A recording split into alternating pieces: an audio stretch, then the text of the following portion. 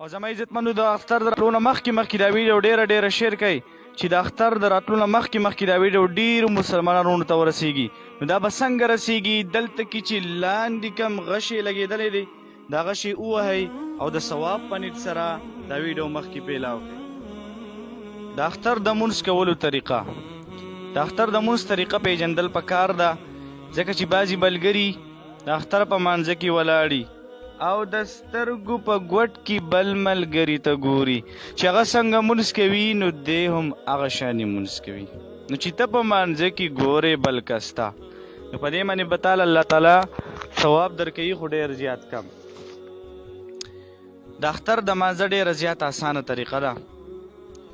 شروع کې به نیت وتړې په داسې طریقې سره چې زه د اختر مونځ کومه د لوی اختر یا د وړوکي اختر 2 رکعاته مونځ سره د 6 زائد تکبیرونو په دې حاضر وخت باندې او په دې حاضر امام پسې الله اکبر.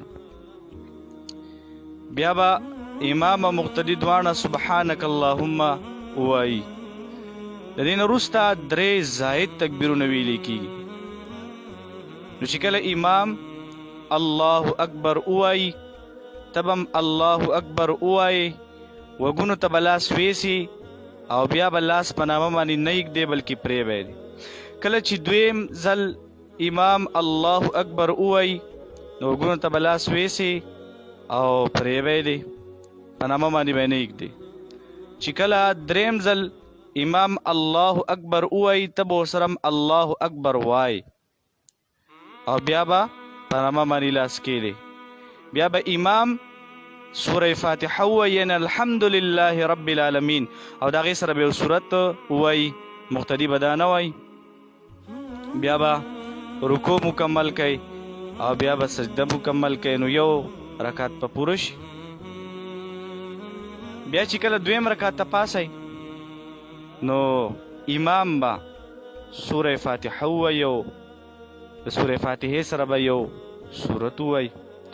د دې نه وروسته 4 تکبیرونه ویلې کېږي. 3 تکبیرونه پکې زائد دي او یو تکبیر د رکوع دپاره دی.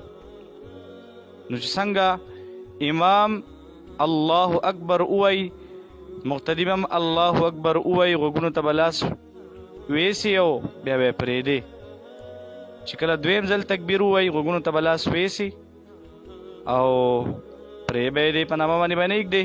چې کله دریم ځل تکبیر ووایي بیا به وګون له لاس ویسي او پرې به یې په نامه باندې به نه ایږدې. چې کله بیا 4م تکبیر وویلی شي نو بیا به رکوع ته ښکته شي. نو رکوع به هم وکړي، سجده به هم وکړي او مونږ به په داسې طریقې سره اختتام ته ورسي.